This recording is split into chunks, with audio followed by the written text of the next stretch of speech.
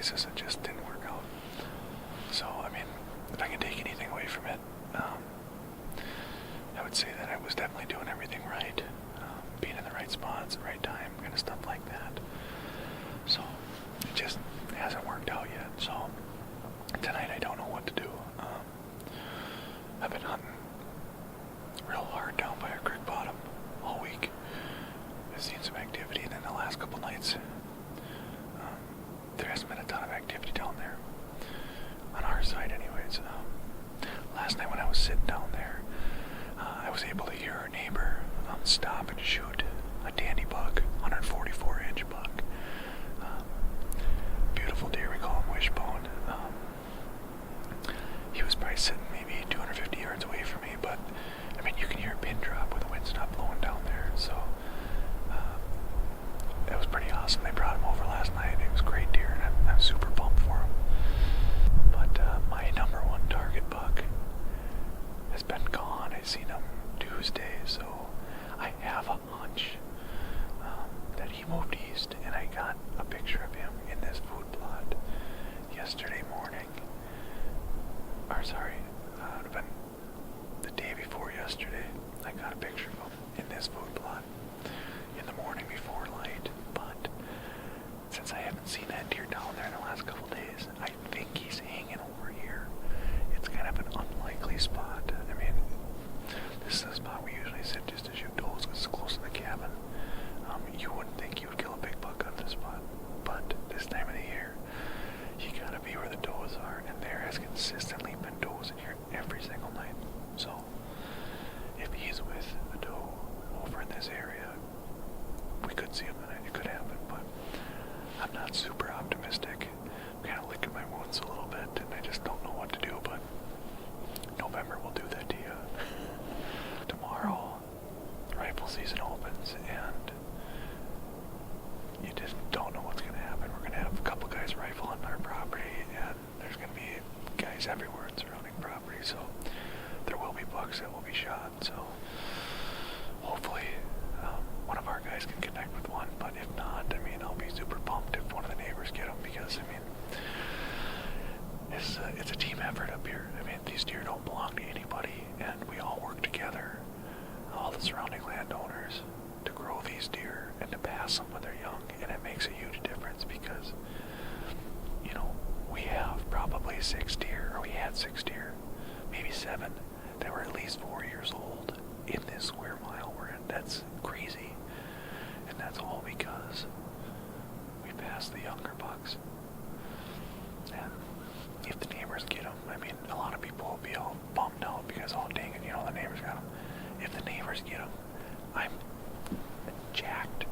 I mean, just the same as if I would have shot them, because I know that I played a part in them getting that deer, because we all did, every one of us. We all plant the food, we all, you know, maintain the habitat to give these deer a great place to live and give them a reason not to leave. So if someone else gets one, I mean, I tell you what, that was just their day.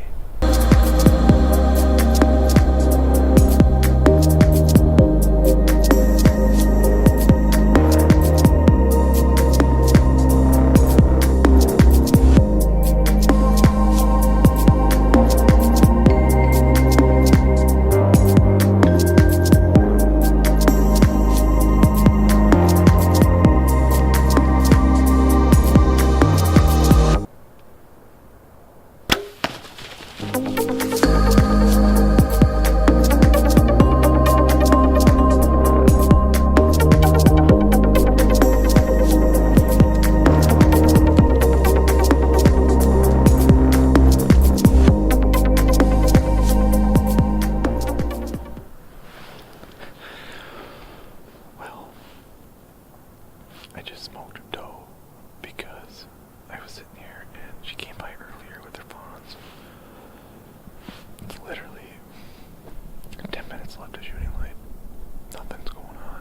She gave me a perfect shot. I smoked her. She literally went 10 yards. That afflictor just tore her up. Alright everyone, well, here she is. I didn't want to do this recovery out in the food plot we have a rifle hunter that's going to be sitting there tomorrow, so got her drug in. I mean, like I said, she's only maybe 70 yards from the cabin, so just got down on a stand, drug her up here closer to the yard to do this. Nice mature doe, came out with her 2 fawns, and she actually came out earlier. I didn't get this on film, but came out earlier with her fawns and fed in the food plot for a little bit. They actually bedded down like maybe 30 yards behind me, and they laid there for a good 2 hours. Some other deer, does and fawns out in the plot. I was waiting for a buck, and then right before dark I was like, well, she started coming back out again, and I had about 2 minutes left of camera light, and I'm like, you know what, I'm not doe hunting in December this year. So stepped out like, I don't know, between 25-30 yards, quartered away, couldn't ask for a better shot, and I just drilled her with that Afflictor K2 Mini, and you can see in the footage she went like 20 yards, stop, done. So worked out perfect. I didn't have to go in the woods or nothing. The Afflictor did its job. Like I said before in the stand, I've never shot the K2 Mini before. I've shot some deer with the regular K2 hybrid, but nothing with the Mini, and I tell you what, that Mini blew right through her, and it was just stuck in the ground. If I'd had some more camera light out there, I would have showed you the arrow, but just awesome. The broadhead held up perfect, and I mean, the footage speaks for itself. She went 20 yards. So awesome hunt. And to be quite honest with you, I don't think that I would have got this deer if I went to had that nose jammer either. I mean, how often do you get a mature doe and her fawns to bed down 30 yards behind you for 2 hours, dead downwind, and not bat an eye? And that's the first for me. So